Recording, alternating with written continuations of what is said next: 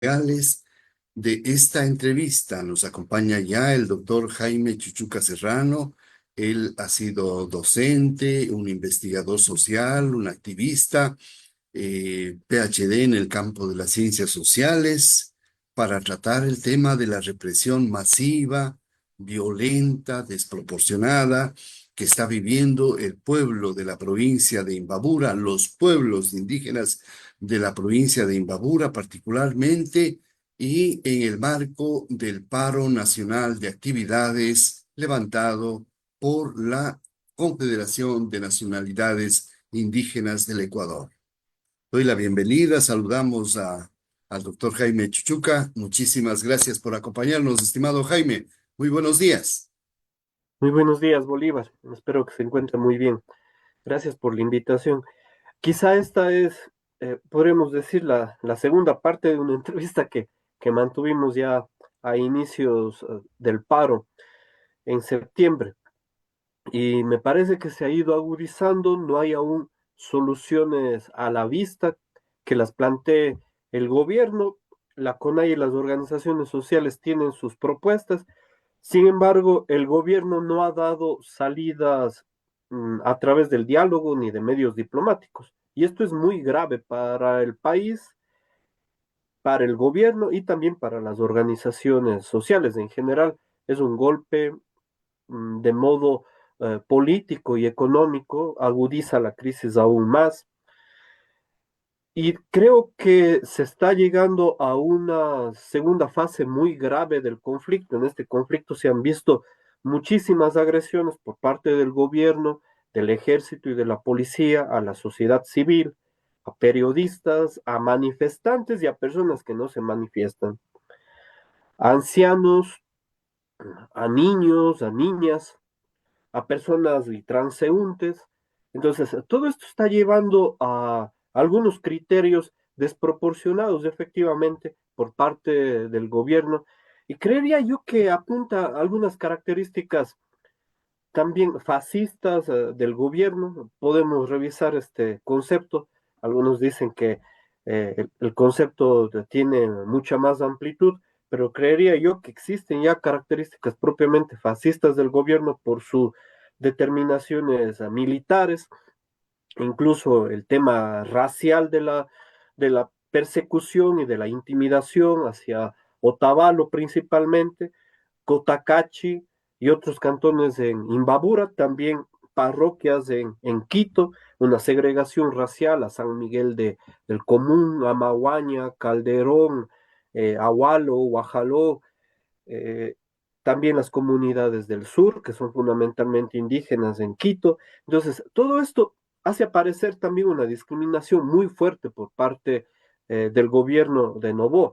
Y hablo yo del novoísmo, ¿no? Que son de quienes apoyan al gobierno de Novoa. Entonces, todo esto ha sido nuevas expresiones en estos últimos días que se aprecian a través de los medios de comunicación y peor aún lo del día de ayer, que por tercera ocasión el presidente de la República y el gobierno llaman humanitario a un convoy militar.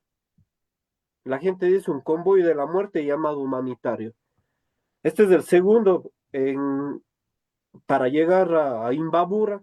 El primero, recordemos que igualmente tuvo grandes problemas, un enfrentamiento directo con los manifestantes, Novoa salió huido en helicóptero. El segundo en Cañar, donde fue apedreado, se les culpó a unos comuneros que no habían estado en el lugar. Después de eso no hubo flagrancia, por eso no la calificó la jueza. Salieron libres los comuneros. Y ahora este tercer convoy, que en realidad es un convoy militar, eh, las varias fotografías que incluye las del mismo gobierno, eh, llevan elementos tóxicos, o bombas lacrimógenas, municiones. El día de ayer se tuvieron grabaciones, videos, fotos de soldados disparando a la población civil. Decenas de heridos en Otavalo. O sea, es un campo completamente de guerra. Hospitales y centros de salud colapsados en Otavalo, en Peguche, además de militares. ingresando a los hospitales. Esta es una situación lamentable que se está viviendo en el país. Jaime, el día de ayer ha sido realmente una agresión, yo le califico de masiva, ¿no? Es decir, con muchísimos elementos militares a gran parte de la población. La idea del ministro del Interior de extinguir la manifestación popular da cuenta de cuál es el objetivo. Entonces, ahí tenemos un panorama realmente de violencia, ¿no? De represión de, usted ha dicho también de racismo, de un maltrato, de humillación a los pueblos pobres de la provincia de Imbabura, fundamentalmente, Vicente. Y además que podríamos nosotros determinar que existe este conflicto, hay una ruptura, para ponerlo de modo referente desde la ciencia política clásica, entre el gobierno y parte del pueblo en el Ecuador. Existe ya una fractura de este tipo. En la teoría de la estrategia militar, Carl von Clausewitz dice que existe una triada, es la manera como analizan también los militares, entre el gobierno, el ejército, la fuerza pública y el pueblo, y entre el gobierno y el pueblo existe esta fractura. Y hay un distanciamiento, tensiones y también fracturas actualmente entre el pueblo y la fuerza pública, lo cual también puede ser muy peligroso porque en estos lugares que son pobres, de población fundamentalmente indígena, campesina, que ha sido atacada, asediada también durante varios días, con explosivos, bombas lacrimógenas, balas de fusil, balas de dotación militar y policial. Además, han ingresado a sus hogares, hay signos de asfixia para niños, etcétera. Todo esto hace romper esta triada. Y ahora, el problema es el siguiente: esto es un conflicto político del gobierno con las políticas del gobierno, entre esas los recortes, el paquetazo, fundamentalmente el subsidio, el decreto 126, pero va un poco más allá, porque es una crisis de pobreza, de desempleo y algunas otras circunstancias que se han presentado en todos estos meses. Pero ¿qué es lo que ha hecho el gobierno? Ha transformado este conflicto político en un conflicto violento, en un conflicto militar y policial, sumando aún más características a este gobierno, que ya se lo considera un gobierno militarista. Ha venido dando una escalada desde el año 2024, ahora estamos en octubre del 2025, para considerarse en realidad un gobierno completamente militarista, porque recoge opciones de violencia militar, de violencia policial, ante resolverlas con soluciones de índole político. Y aquí también ingresan claros problemas con los decretos y los relevos que ha puesto Daniel Noboa frente a la cúpula militar. Existen aquí problemas, reclamos también de generales en estado pasivo que tienen un poco de criterio, más libertad de crítica al gobierno frente a lo que está sucediendo actualmente, porque ellos también dicen, la solución debería ser una solución política, o no una solución militar. No es otro país que se enfrenta a la guerra, se está enfrentando en guerra ante la misma sociedad civil, ante el mismo pueblo, y el reclamo común y corriente de estos días en las redes es: para cuando a las mafias se las ataca de la misma manera militar y policial con estos convoyes, y no a la población civil, como usted bien dice, a las comunidades pobres del país. Y esto ha sido, yo creo que una de las formas permanentes en que se ha tratado el conflicto, tanto del ministro Lofredo, Reinberg y el mismo presidente Daniel Noboa, que a propósito llevó la sede a la Tacunga, pero todo el feriado pasó en la costa, en Santa Elena, en Guayas, y hasta el día de ayer se encuentra en Guayas, y casi no ha dado muchas declaraciones en estos días, salvo el día de ayer. Jaime, el argumento del gobierno nacional, particularmente del ministro Reinberg, ha sido inicialmente la tesis del terrorismo, ¿no? El gran objetivo era acabar con el terrorismo, con todas las formas de delincuencia organizada.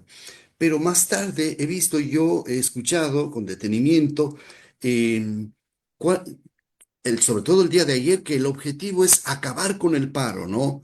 Y se da como argumento que el gran objetivo es hacer posible la normalidad, el trabajo, dicen, de la gente, con algunas voces de la población que están efectivamente reclamando volver a trabajar con normalidad.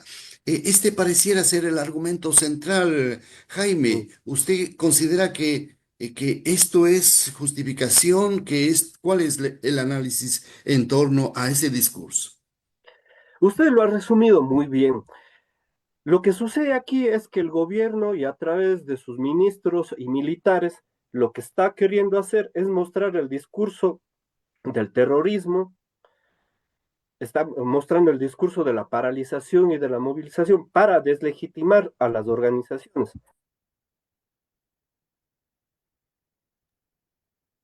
Entonces, al momento de deslegitimar a las organizaciones, trata de acabar con su capital social, con su capital político eh, primordial por parte de la CONAIE, de las organizaciones sociales y de las organizaciones populares. Ahora, esto no es verdad, lo que dice el gobierno, porque son manifestantes, protestantes, estudiantes, jóvenes, ancianos, etcétera, que protestan. Ahora, el gobierno, como moviliza a la gente pagando, piensa que las movilizaciones se hacen pagando por alguna fuente financiera o recursos, o incluso lo hacen de manera muy mentirosa, ¿no? El día de ayer, por ejemplo, en Ecuavisa y Teleamazonas empezaron a relacionar la minería ilegal con la fuente de financiamiento. Cuando estas organizaciones, desde la CONAIE, otra de sus banderas de lucha es acabar con la extracción de minerales de modo legal o ilegal en las fuentes de los páramos, etcétera.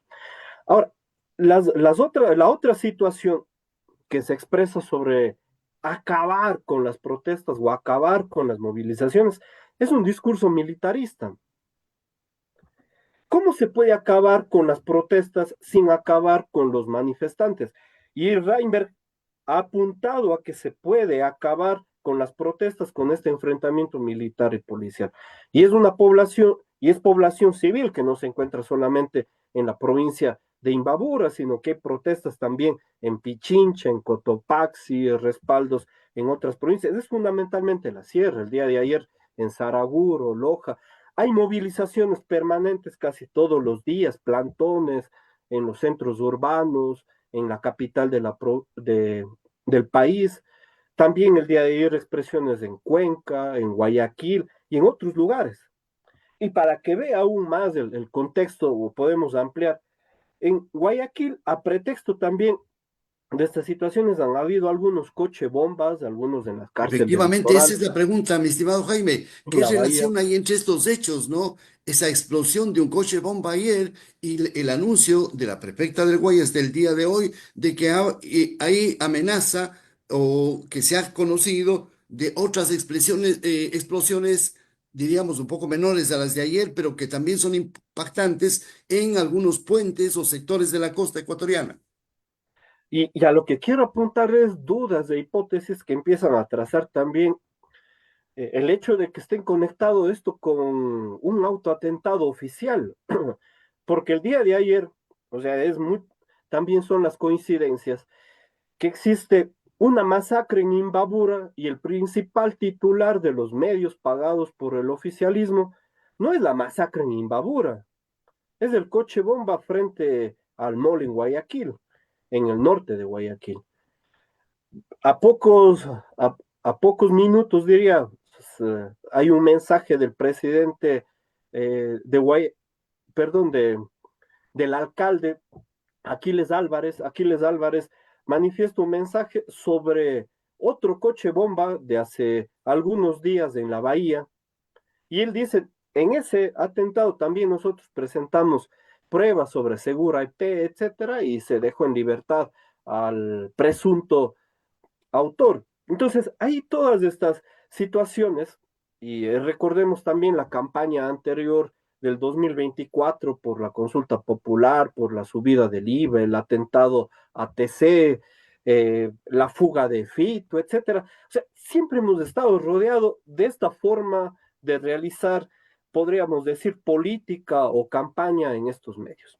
Entonces, el día de hoy nos levantamos igual con la noticia de que existen otros supuestos atentados o coches bomba, por ejemplo, en la vía Cuenca-Guayaquil, en Churute, me parece que es una explosión.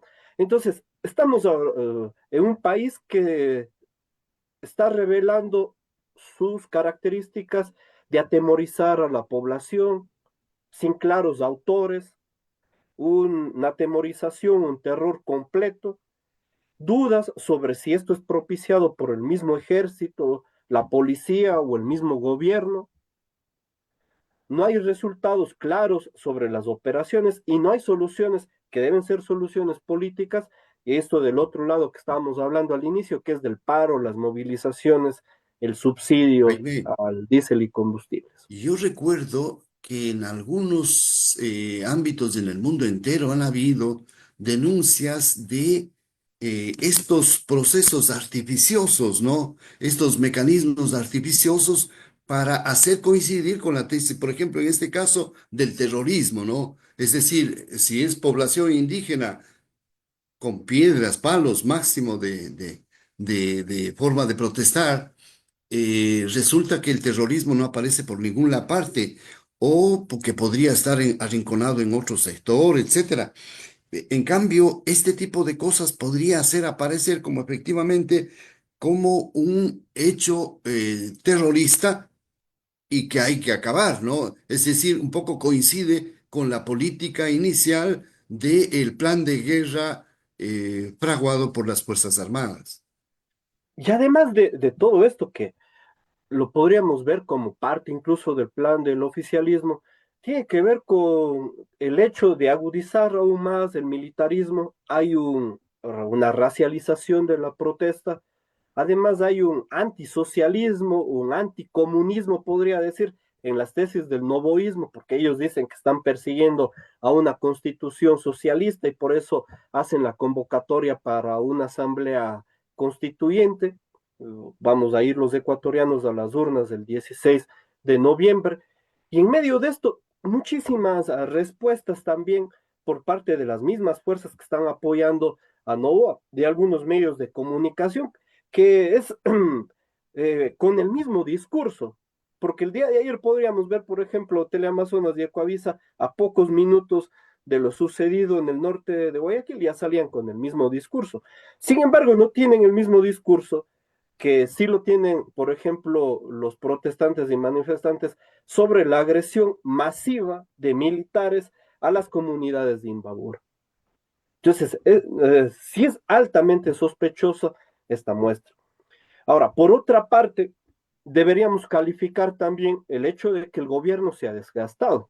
El gobierno de Novoa se está desgastando, está deslegitimado, no ha podido solucionar un grave conflicto. Esto es un conflicto de desgaste, no es un levantamiento popular como el de 2019 o el de 2022. Hay protestas en todas las provincias del país, pero sobre todo paralizaciones localizadas. Y el gobierno dice que solamente las movilizaciones son locales, pero no es así, sino que las movilizaciones son en la mayoría de provincias del país. Hay expresiones, no diría yo de toda la población, pero hay expresiones de algunas numerosas, otras no tanto. Hay paralizaciones, etcétera, que no se han tomado de la manera más formal por parte del gobierno. No hay seriedad por parte del gobierno y apunta a una salida militar. Ahora, lo que tenemos de resultados es que la salida militar no ha solucionado los problemas del conflicto social y del paro en 2025. La salida militar tampoco ha solucionado los problemas del narcotráfico, de la delincuencia común y de la mafia.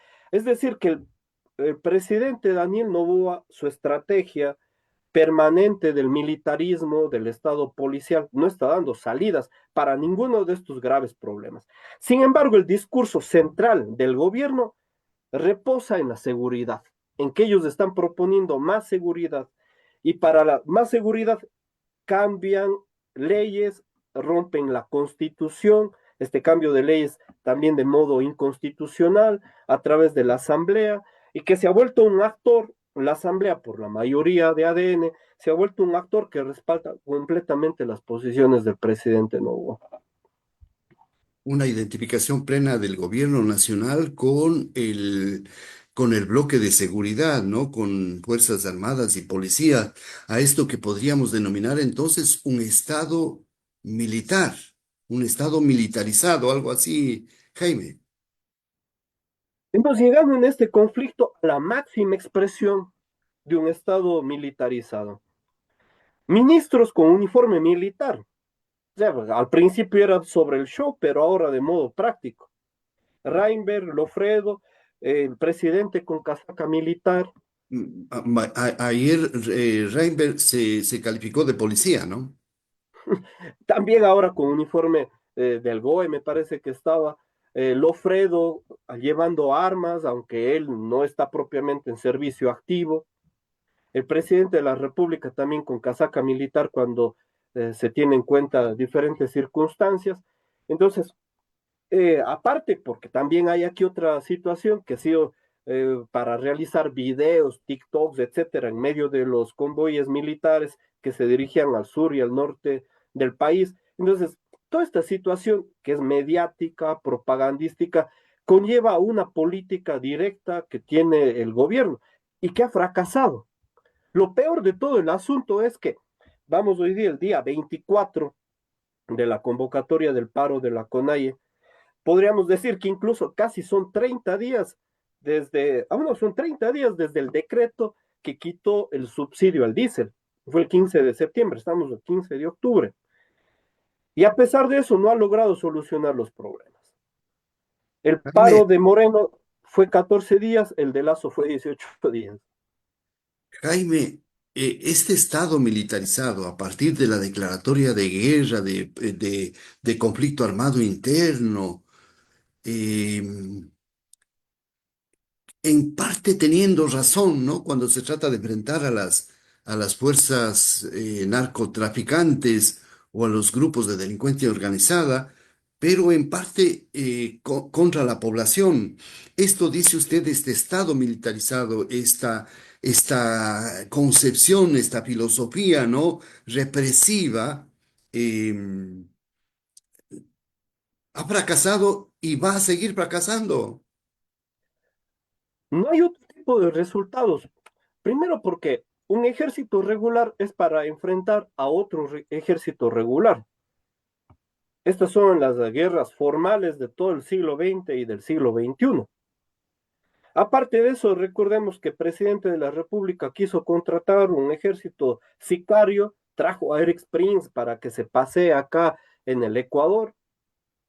Esto nos recuerda también a estas formas del paramilitarismo en América Latina, en Colombia, en el Perú, que ha tratado de formar un sector militarizado por fuera del Estado para emprender diferentes objetivos políticos o para enfrentar a la población civil o para enfrentar también a distintos grupos supuestamente delincuenciales. Esto también es una característica del fascismo que decíamos antes. Por eso, muchos militares en servicio pasivo, el día de ayer escuchaba una entrevista, por ejemplo, al general en estado pasivo, Luis Altamirano, él calificaba de corte fascista al gobierno de Noboa, por esta expresión también completamente militarista de tratar de desregular al ejército para saltarse leyes, para saltar la constitución y enfrentar a la misma población civil. Esto es un fenómeno completamente militarista. ¿Cuál es una de las causas? Ellos se sientan en el discurso de la seguridad y hablan del conflicto bélico interno que existe en el Ecuador para fomentar esto. Cuando apareció el fascismo en Italia, se hablaba de lo mismo, pero producido por la Primera Guerra Mundial. Después de la Primera Guerra Mundial, mm, existía un trauma y la brutalización de las fuerzas que participaron en la Primera Guerra Mundial. Yo pongo en el caso de Ecuador, el conflicto interno, podríamos poner desde el año 2019 hasta la fecha del que habla el gobierno, que en realidad es la guerra de la droga, ha hecho que se brutalice parte de la fuerza pública, hay un trauma social que se quiere enfrentar a través de las armas, producto del narcotráfico, de los atentados, del terrorismo, en el que participe el Estado, porque el Estado es el que tiene el monopolio principal de las armas en el país y en los países de Latinoamérica. Y ningún conflicto puede realizarse sin la participación del Estado. No, yo no sé si a esto podríamos describirlo como una confusión conceptual, llamémosle así, ¿no? Un error conceptual. Es decir, se prevé una guerra que termina siendo contra una población indígena milenariamente de décadas de opresión, de sumisión, de pobreza, ¿no? Termina siendo contra esa protesta lo que la gente comúnmente está diciendo: oiga, son valientes no para enfrentar a las mafias, sino para enfrentar al pueblo pobre desarmado. El guión, el show mediático del militarismo, de que enfrentan a las mafias a través de militares y de policías, la vestimenta que utilizan ministros y el mismo presidente de la República, ahora se ha querido expresar con la población civil, fundamentalmente con la población indígena campesina, como la masacre del día de ayer en Imbabura, porque estas son las palabras: hubo una masacre a manos de militares y de policías en contra de la población civil en Imbabura. Entonces, ellos quieren enfrentar esta situación sin dar salidas políticas a un conflicto político. Este es el problema. Tenemos un conflicto político, lo ha dicho la CONAIE, aquí el problema es del subsidio, ahora el problema es del IVA y se van sumando otras banderas de la sociedad organizada, de las organizaciones populares. Hay un programa que ellos plantean anti-pobreza, anti-desempleo que debería emprender el gobierno y él simplemente se ha negado a dialogar. Todas las universidades del país le han dicho a Novoa: usted puede venir acá a la universidad para sentarse y dialogar con las organizaciones sociales que se encuentran en el paro. Ahora, pero veamos de los dos lados. Los manifestantes y protestantes pueden cerrar vías, pero no tienen fusiles, no tienen tanquetas, no tienen helicópteros. Pero del otro lado, los militares han llegado a estas poblaciones con helicópteros disparando bombas lacrimógenas, disparando balas de fusil, balas de arma Glock 9 milímetros, entre otras. Además de golpes en la calle, atentados a toletazos. Ellos piensan que con disparos y toletazos se puede acabar la paralización del 2025. Es una fuerza de ejército regular, de una policía altamente armada contra población civil desarmada. Entonces, no puede haber una solución militar en este problema. Y mientras más se alargue este tipo de solución por parte del gobierno, más se desgaste el gobierno, no solamente las fuerzas del paro, hay más coste social, costos políticos involucrados, costos económicos, y van a haber reclamos incluso de los sectores que le apoyan a Novoa, porque los capitalistas del Ecuador van a decir: bueno, nosotros no podemos trasladar los productos, no podemos producir de manera efectiva, y el gobierno no ha solucionado este problema en casi un mes. Entonces, esta circunstancia le está poniendo contra la pared a Novoa y va a terminar, pero el resultado es todavía incierto, pero posiblemente desde un punto de debilidad del gobierno va a tener que resolver a través del diálogo. Y desde el otro lado, no es que la CONAIE sale ganando aquí a todas luces, no, porque la represión es muy grande y hay costos sociales y un desgaste también de las fuerzas de la CONAIE, pero también de otras organizaciones sociales y populares. Sin embargo, estamos a puertas de elecciones, de votaciones por la consulta popular para que llame a la Asamblea Constituyente y podría tener una derrota también el presidente de la República. En medio de esto, también las denuncias posibles de fraudulentas que existe por parte del Consejo Nacional Electoral. Se puede prever entonces una concepción, yo llamo artificiosa, artificial, ¿no? Una visión, un discurso, un relato, una narrativa, en general una opinión generalizada en torno a un hecho que está como desubicado, ¿no? Como fuera de lugar, como que la realidad es otra, ¿no? Quiero terminar esta entrevista, mi querido Jaime, dando lectura a la información que me parece de mayor esperanza en esta mañana. Anabel Hermosa, alcaldesa de Otavalo, anuncia el día de hoy, ¿no? Hace 3, 4 horas, que el día de hoy, miércoles 15 de octubre a las 12 del día, se instalará una mesa de diálogo en la Federación de Pueblos Quichua de la Sierra Norte del Ecuador entre el gobierno nacional y los dirigentes de las uniones y organizaciones indígenas en el contexto del Paro Nacional 2025. La expectativa, la posibilidad de el pueblo pacífico del Ecuador de encontrar mecanismos, vías de diálogo entre el gobierno nacional y las organizaciones campesinas del país. Me parece una buena iniciativa por parte de la alcaldesa, pero el problema es que aquí no va el presidente, no van los ministros, no se han responsabilizado de esta convocatoria. Veamos lo que pasa en las siguientes horas, pero ellos deberían ser los principales en llamar al diálogo. Aunque se le pueda criticar de diversas maneras a los anteriores gobiernos, al gobierno de Moreno, al gobierno de Lazo, ellos establecieron mesas de diálogo con los manifestantes y protestantes. La situación es que el gobierno hasta el día de ayer ha dicho que no quiere dialogar con los dirigentes que convocan a la movilización y al paro. Y esto significa simplemente que se va a agudizar el conflicto. Ahora, yo creo que esta es la salida más óptima para las dos partes, porque incluso en una guerra se tiene que llegar a firmar acuerdos después de la guerra. No estamos en una guerra, porque este es un ataque desproporcionado de fuerzas que tienen armas a una población civil. No es una guerra. Hay movilizaciones en realidad ciudadanas que son atacadas con fuerza militar, con fuerza de guerra. Entonces, se puede llegar no solamente a la masacre del día de ayer, sino a un etnocidio, a un genocidio para las comunidades que están realizando paralización. Y las expresiones, obviamente, del pueblo desarmado es la de armarse. Y esto también es peligroso para el país, porque se generarían milicias, guerrillas, autodefensas en zonas campesinas, en zonas indígenas. Esto lo hemos vivido en Colombia, se ha vivido en Perú, estas diferentes circunstancias.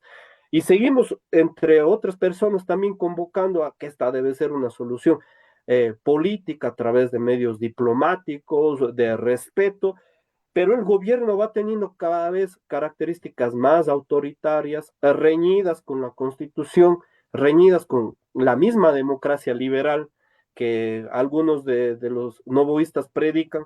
Ya no hay aquí un diálogo institucional, sino a través de la fuerza.